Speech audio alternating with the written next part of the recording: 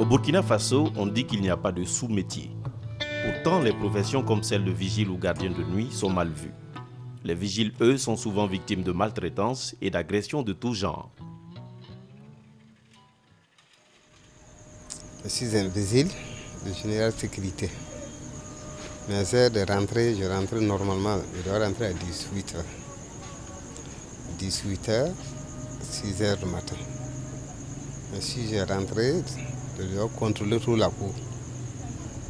Bon, au moment où les gens de la famille sont rentrés, je dois contrôler toute la cour encore. Ils sont fermés les portes ou pas. Il peut oublier d'autres portes, il n'a pas fermé. Bon, le matin, s'il sort, s'il voit que ça n'a pas fermé, il peut croire que c'est quelqu'un, un espion, voleur qui est rentré ouvrir sa case la nuit. Ça peut jouer le problème sur moi. Si tu ne travailles pas à Ouaga ici, parfois tes enfants seront des voleurs. C'est pour chercher à manger, pour nourrir mes enfants. Je ne veux pas que si je ne fais rien, bon, les enfants ils vont trop souffrir.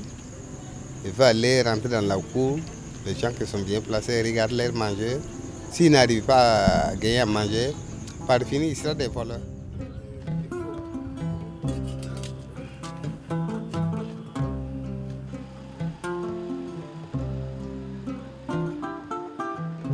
Pour les femmes qui sont les plus touchées par le chômage, le métier de vigile représente un bon moyen de se prendre en charge. Le concours, c'est pas facile, on fait les concours, mais bon, à la longue, j'ai été découragée par les échecs maintes fois, ce qui m'a amené à déposer ma demande quand j'ai appris que pour une première fois au Burkina Faso, il y a une société qui est en train de recruter des filles.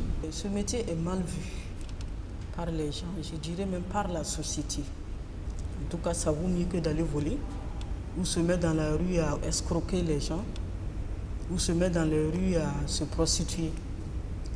Au moins, dans ça, tu gagnes ton argent de façon honnête et digne. Après l'État, aujourd'hui, si on veut bien voir, je pense que les sociétés de gardiennage constituent les plus gros employeurs au niveau du Burkina Faso.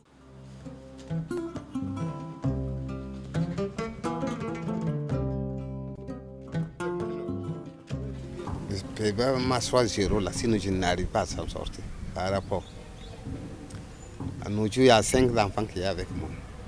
Si le vigile va nous donner un coup de main, il doit payer bien le salaire déjà. Sinon, le vigile, s'il est arrivé dans sa poste, s'il n'a pas mangé bien, s'il s'assoit comme ça, il va dormir. C'est vrai, il est faim. S'il descend le matin, s'il a entendu le nouvel un contrat, c'est mieux qu'il part. Il va aller faire, la soirée, il va arriver comme ça, c'est la fatigue. Il va dormir. S'il dort, le contrôle vient le voir, c'est des problèmes. Le client, si lui aussi sort le voir, c'est des problèmes. Il va appeler au patron que non, que le vigile qui m'a amené là, il dort. Moi, je n'aime pas une vigile qui dort. Il faut essayer de le changer. Il va te changer, aller dans d'autres côtés. Ça sera même quoi 30 000 francs. Avec 5 enfants. Il voulait habiller. Tu voulais payer l'école. Il va manger midi, matin et soir. Comment tu vas faire? Toi-même, tu veux habiller. Il faut voir la fête de santé. Tu vas prendre ça, aller payer le crédit là.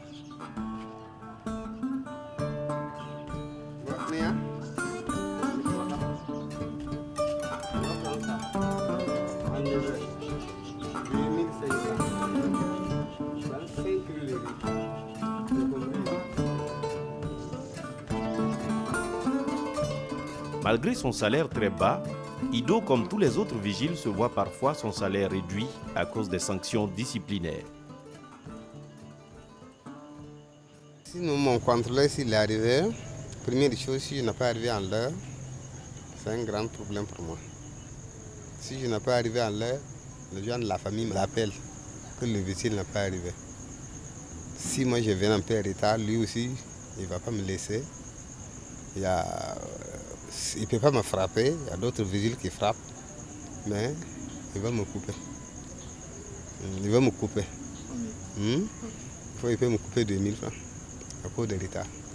Si tu n'as pas fourré, moins de 1000 francs. Mal ciré, moins de 1000 francs. De coiffure, moins de 1000 francs. Si venait que tu dors même, ça c'est trop. Ça vaut 3000 même ou 5000. Si tu n'as pas le droit de demander au client. Si tu es venu, si je n'ai rien mangé, si j'ai fait n'importe comment, si je demande au client, c'est un grand problème. Pour les patrons, par contre, ces sanctions pécuniaires visent à instaurer une meilleure discipline parmi leurs agents. Les sanctions, c'est surtout quand ils font des manquements aux consignes. Bon, si l'élément il lui arrive de ne pas être forcément en tenue, ça veut dire bien fourré ou quoi, on lui dit verbalement, fais attention quoi. On ne va pas lui rappeler ça de 50 fois non plus. Au bout de la 5e fois, ça va un peu nous énerver, donc effectivement, il sera sanctionné. Donc il y a plusieurs sanctions. Suivant les sites aussi. Mais la plupart du temps, ça va être des corvées. Je vais leur faire nettoyer la base, laver tous les véhicules de la base, les trucs que les personnes ont envie de faire. Donc ça, c'est la partie corvée pour les petites infractions. Après, il y a les grosses infractions. Les éléments qui quittent leur poste, leur site par exemple, pour X raisons qui ne sont jamais valables. Ça, par contre, ça peut être sanctionné sur salaire, effectivement. À savoir, on lui pose... Ils ont des jours de repos, 4 par mois. Sur ces jours de repos sont payants. Tu comprends? Nous, on a établi un système de sanctions, à savoir, les jours de repos ne seront plus payés à partir du moment où ils seront sanctionnés. J'ai perdu des contrats parce que un agent passait son temps à faire ce genre de choses. On va dire oui, bon, si c'est comme ça, renvoie-le, oui.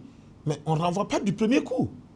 Tu essaies de donner la chance à la personne. Et d'ailleurs, je vous dis, si on devait renvoyer comme ça, aucune société de gardiennage ne va travailler. Parce que 90% des agents, c'est des dormeurs. C'est pour ça que la plupart de toutes les sociétés de gardiennage, et quand vous regardez leur contrat, la règle qui est donnée, c'est que c'est la discipline militaire qui est en vigueur. Quand tu vois certaines personnes réagir par rapport à leur façon de travailler, tu te demandes s'ils sont conscients que nous sommes libres et qu'il est libre de travailler ou de ne pas travailler, mais qu'il ne doit pas venir tricher, faire semblant de travailler. Alors, moi je dis souvent, tu fais semblant de travailler, je fais semblant de te payer. Et c'est match nul. Ça veut dire invisible, tu as 3 ennemis. Le voleur, le patron, la gendarmerie. 3 c'est. Pour mieux défendre la cause des vigiles, un syndicat a été créé. Ido retrouve ses camarades syndicalistes à la Bourse du Travail. Bon, les employeurs disent que c'est les travailleurs qui ne sont pas conscients. Mais si on pose la question aux travailleurs, ils disent que depuis que je suis engagé là, mon patron ne m'a jamais donné un repos hebdomadaire. Tous ceux qui travaillent dans ces sociétés de gardiennage là, ils en souffrent beaucoup. Ils n'ont pas la liberté d'expression. Ils ne peuvent pas s'organiser entre eux, ils ne peuvent pas se syndiquer parce que c'est la peur. Dès que tu arrives à avoir une ancienneté de 2 ans, 3 ans, on commence à te créer, à trouver une solution pour te licencier. Tu peux même te licencier sans droit parce qu'à la longue, ils savent que si tu dures dedans, tu risques de comprendre, de connaître tes droits et un jour tu vas revendiquer tes droits.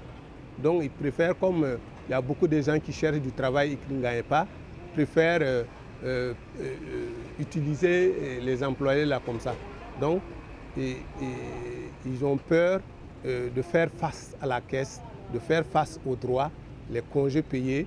Bon, quand on dure, on doit te payer les primes d'ancienneté. Il faut que les patrons puissent leur permettre de s'organiser et connaître le minimum de leurs droits et de leurs devoirs. C'est pour la bonne marche du service. La loi de travail, là, franchement, ils négligeaient ça trop.